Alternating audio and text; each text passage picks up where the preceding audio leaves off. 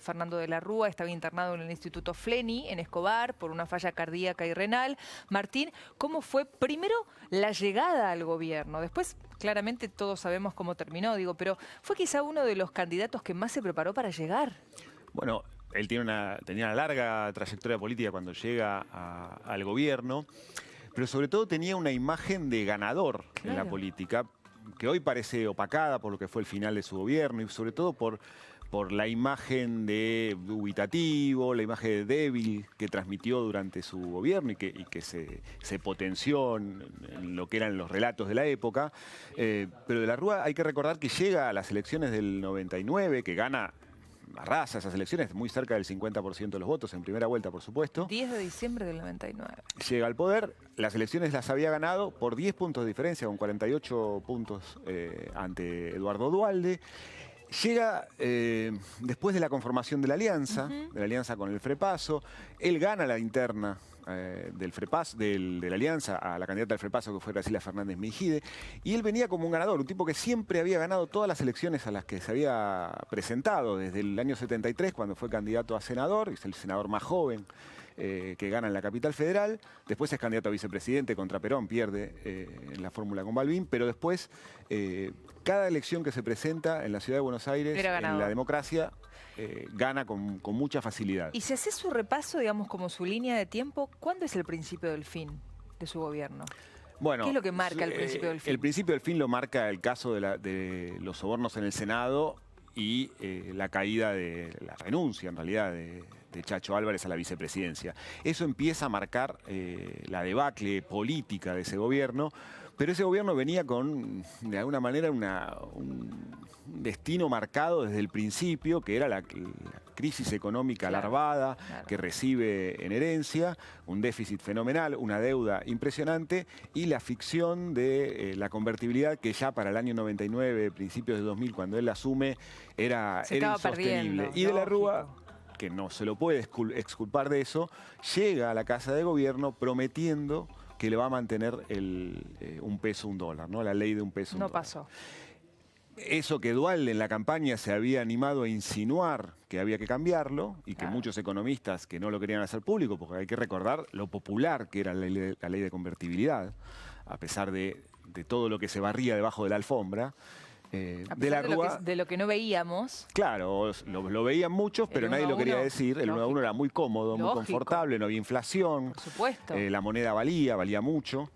De la Rúa se ató a esa convertibilidad y nunca la pudo manejar. Fue inmanejable la economía para su gobierno, todos los intentos de arreglarlo fueron infructuosos y después ya con la debilidad política que le queda cuando la alianza se parte, bueno, se hace inmanejable. Y ya todo el final del año 2000 y el 2001 es una cuenta regresiva hacia el desastre, ¿no? Los saqueos, los muertos. Todo eso viene al final. Lo que se viene, ¿no? Sí, pero todo el año 2001 es dramático, de todos los días noticias. De principio a fin. Las negociaciones con el Fondo Monetario. Absolutamente. La fallida asunción de Ricardo López Murphy como ministro de Economía, que lanza un ajuste y tiene que renunciar a las pocas horas. La llegada de Cavallo, que era algo impensable que Cavallo fuera de nuevo ministro.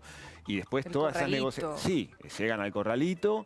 Y después sí, viene el final de lo que es los últimos días de diciembre con la violencia, los muertos en distintas provincias y sobre todo el 20 de diciembre en la Casa Rosada. Dos causas entonces de la Rúa, los muertos en la plaza. Se va del poder con dos causas judiciales muy pesadas. Pero una Pontacuarto, coimas en el Senado, sobornos. Sí. Y fíjense ustedes, y ahora vamos a hablar de esto, porque vamos a repasar los tweets, ¿no?, de las figuras políticas más importantes del país que le envían sus condolencias a la familia de la Rúa, entre ellos Alberto Fernández, que tuvo un vínculo, me decías, bastante particular con particular, o sea, son dos generaciones políticas distintas. Alberto Fernández salta a la política importante ya cuando de la Rúa había caído, ¿no?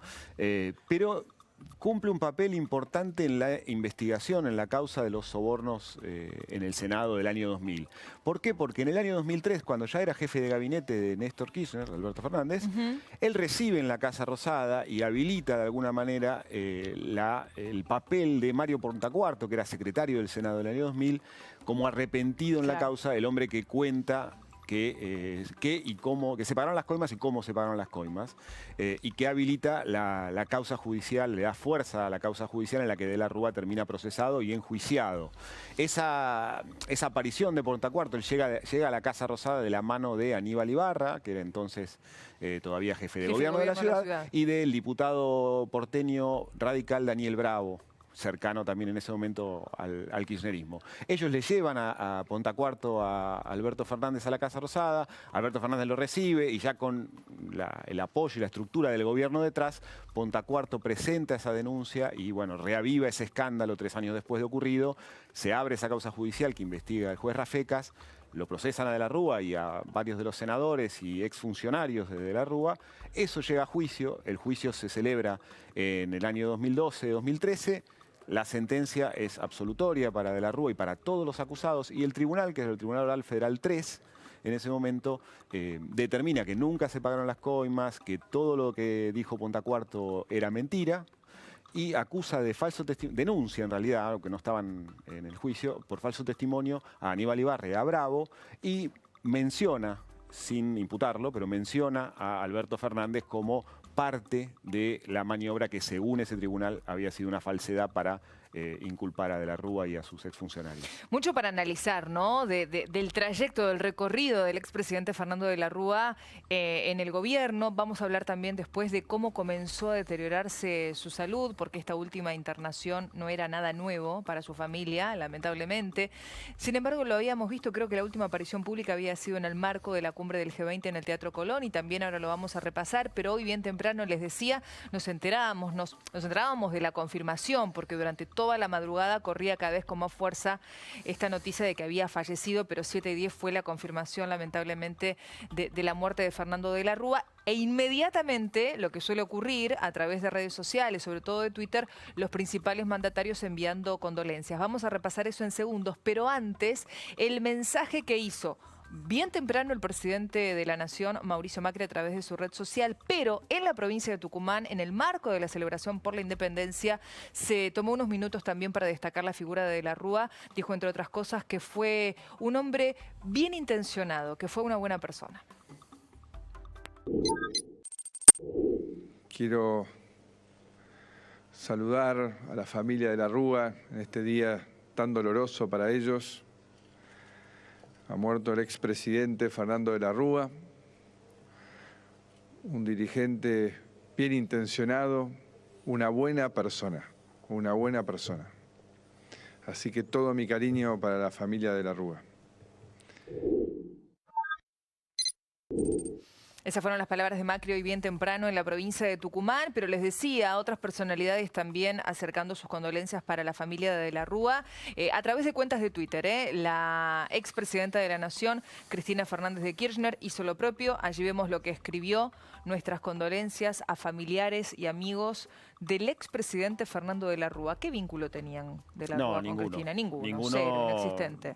Se habían conocido en el Senado, por supuesto, pero no tenían relación política. Además, recordemos, de la Rúa, en ese discurso que poníamos hace un rato, cuando el día después de renunciar, el 21 de diciembre, va a la Casa Rosada, él dice que se retira de la política, que termina una etapa de su vida, y lo cumplió, porque la verdad que la política jamás volvió.